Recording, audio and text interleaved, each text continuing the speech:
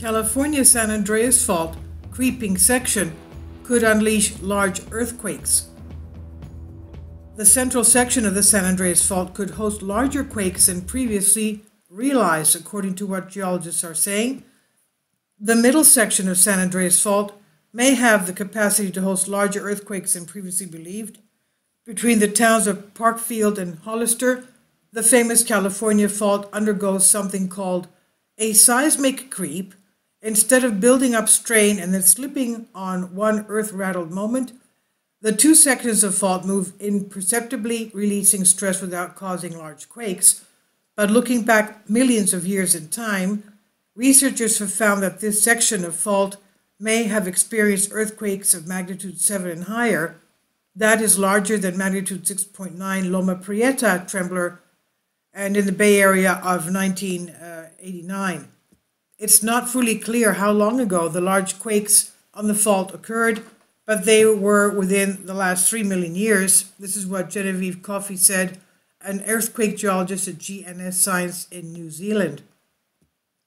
She says the central section should be considered as a potential source of earthquake hazard. The San Andreas Fault has 3 sections. The southern section runs from Salton Sea to Parkland, California, and has a capacity for large quakes. In 1857, for example, a magnitude 7.9 Fort Tejon quake shifted the ground at the fault a whopping 29.5 feet, 9 meters. Can you imagine? The northern section of the fault runs from the town of Hollister through the Bay Area of San Francisco up to Cape Mendocino, California. This section of the fault is most famous for the great 1906 San Francisco earthquake, which had an estimated magnitude of 7.9. In between Parkfield and Hollister, though, the fault has not given rise to any recorded earthquakes larger than the magnitude 6. Geoscientists have dug into the fault, looking for signs in the shape of the sediment layers of long-ago earthquakes, and they have not found any large quakes in the last 2,000 years. But even if the central San Andreas does not build up enough stress to start a large earthquake, it could act as a conduit for quakes originating on the northern or southern section of the fault, Coffey said. She and her colleagues wanted to go back more than 2,000 years. So to do so, the researchers took advantage of the fact that when a fault slips, it generates friction, of course, which generates heat. Coffey said it's like rubbing your hands together.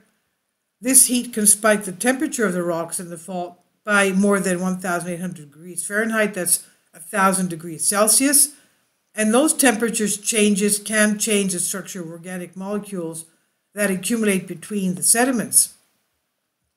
Historic earthquakes. The researchers analyzed the sediment core from central San Andreas that was drilled as part of the San Andreas Fault Observatory at Depth SAFOD project, SAFOD project, deep in the core, about 1.9 miles down. That's over 3,000 meters, at 3 kilometers down. The researchers found a spot where the biomarkers showed signs of heating. Coffey said that patch of the fault also consisted of these really high deformed siltstones, mudstones. It had lots of these small slip layers, so lots of scaly surfaces and shiny surfaces, which is what we would think of as rocks that had hosted lots of earthquakes. This zone of the fault may have hosted more than 100 quakes, Coffey said. Next, the researchers analyzed the quake-deformed section of rock with a method called potassium-argon dating, and this method takes advantage of the fact that a naturally radioactive variation of potassium, potassium-40, slowly decays into argon gas. When something happens to heat the rock, this gas is released, resetting the potassium-argon clock to 0. And by looking at the accumulation of argon, the researchers could determine how long it had been since the rocks were heated. Isn't that something? Their results suggest that the heating happened at the earliest 3 million years ago, but the quakes could have been far more recent, Coffey said. Part of the ongoing work done by Coffey's collaborators involved improving the potassium-argon method for earthquake dating to narrow down that time span. However, the magnitude of the heating indicates that the central San Andreas can indeed undergo a lot of shaking.